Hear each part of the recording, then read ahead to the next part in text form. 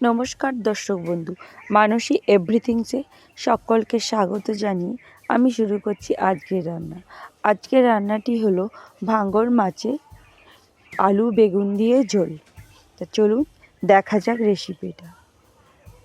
এখানে আমি কিছু ভাঙন মাছ নিয়েছি, তার মধ্যে নুন, হলুদ এবং লঙ্কা গুঁড়ো দিয়ে একটু ভেজে নেব। এই মাছগুলো খুব ডিপ করে ভাজবো না, হালকা হালকাভাবে ভেজে নেব। মাছগুলো আমার ভাজা হয়ে গেছে। এইবার কড়াতে যে তেলটি আছে সেই তেলের মধ্যে দিয়ে দিলাম বেগুনগুলোকে লম্বা লম্বা করে কেটে নিয়েছিলাম। এই বেগুনগুলোকে প্রথমে একটু নুন দিয়েই, যেহেতু আগে মাছ ভাজা তেল ছিল তাই হলুদ দেওয়ার প্রয়োজন নেই, বেগুনগুলোকে একটু ভালো করে ভেজে নেব। বেগুন ভাজতে বেশি সময় লাগে না, আপনারা সবাই জানি, তাই বেগুনগুলো খুব সহজেই তাড়াতাড়ি ভাজা হয়ে যাবে। বেগুনগুলো একটু লাল লাল করে জাস্ট ভেজে নিতে হবে, সময় কমই লাগবে। বেগুনগুলো আমার লাল লাল করে ভাজা হয়ে গেছে, এইগুলো একটি পাত্রে তুলে রাখবো। এইবার সেই তেলেতে আলুটা আমি আলু বেগুন দিয়ে যে মাছের ঝোলটা করছি তার জন্য লম্বা লম্বা করে আলু কেটে রেখেছিলাম, সেই তেলেতে দিয়ে দিলাম আলুগুলোকেও একটু নুন হলুদ দিয়ে ভালো করে ভেজে নেব। এইবার আলুর মধ্যেই দিয়ে দিলাম লম্বা লম্বা করে কেটে রাখা টমেটো। আমি এখানে একটি বড় সাইজের টমেটো ব্যবহার করছি।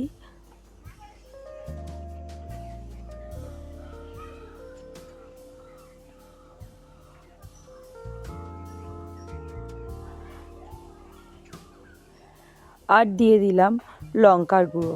আগে যেহেতু নুন হলুদ দিয়েছি তাই এখানে শুধু লঙ্কার গুঁড়ো দিয়ে দিলাম। দিয়ে একটু প্রয়োজনে একটু জল দিয়ে জিনিসটাকে ভালো করে ভাজা ভাজা করে নেব। এইবার দিয়ে দিলাম আদা বাটাটা দিয়েও এটিকে কিছুক্ষণের জন্য ভালো করে কষিয়ে নেব, যাতে এর মধ্যে আদার কাঁচা গন্ধটা না থাকে। আদার কাঁচা গন্ধটা চলেই গেলেই এর মধ্যে দিয়ে দেব জল দিয়েই এটিকে আমি নামিয়ে রেখেছি। এবার কড়াটিকে পরিষ্কার করে তার মধ্যে আবার দিয়ে দিলাম তেল, দিয়ে দিলাম একটু হাফ চামচ কালো জিরে ও 3টি কাঁচা লঙ্কা চেরা। এখানে কাঁচা লঙ্কার পরিমাণটা যে যার ঝাল অনুযায়ী দেবেন, কারণ আগে গুঁড়ো লঙ্কা ব্যবহার হয়েছে। এরপরে দিয়ে দিলাম একটা বড় সাইজের পেঁয়াজ।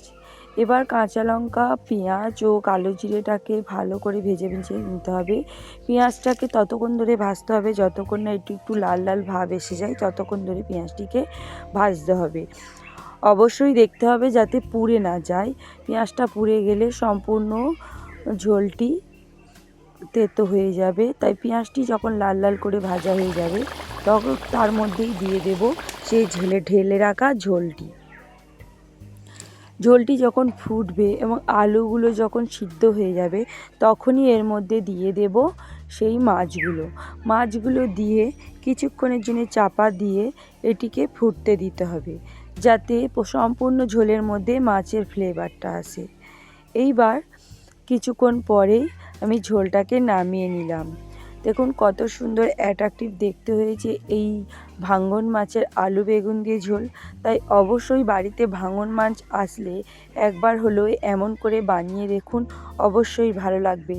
আর কেমন হয়েছে আমাকে কমেন্ট করে জানাতে কিন্তু ভুলবেন না বন্ধুরা।